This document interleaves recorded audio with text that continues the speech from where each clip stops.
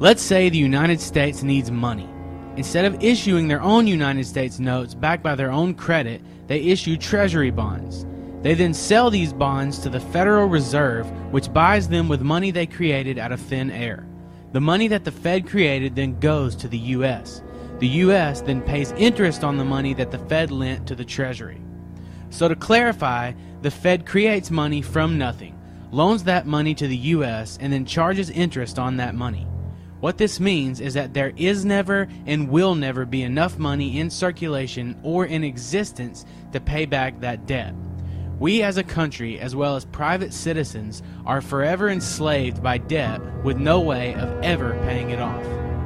Now, when the Federal Reserve buys bonds on Wall Street, the major financial firms that have been selected as dealers deposit the proceeds at their own banks.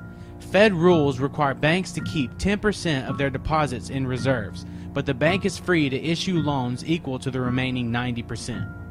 Let's say the Federal Reserve buys a $1,000 bond. After putting away 10% into their reserves, they are then able to loan out 90%, or $900. Since the original $1,000 is still on deposit, the $900 in loan proceeds is more new money, money created out of nothing. A total of $1,900 of new money is now available in the economy. Now the person that took the $900 loan spends that money. The payee then deposits the $900 into their bank account, and once again, reserves and deposits increase. This process goes on until that original $1,000 bond, which was created from nothing, becomes $10,000, making this one full-fledged debt machine while also devaluing the dollar. The more money that is out in the economy, the more the value decreases. There's no wonder that since the implementation of the Federal Reserve in 1913, the dollar has lost over 95% of its value.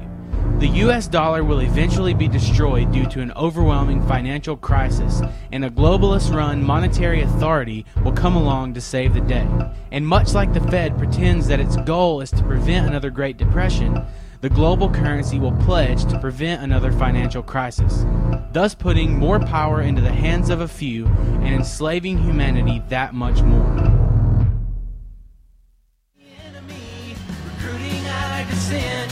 That's the way of the U.S. government.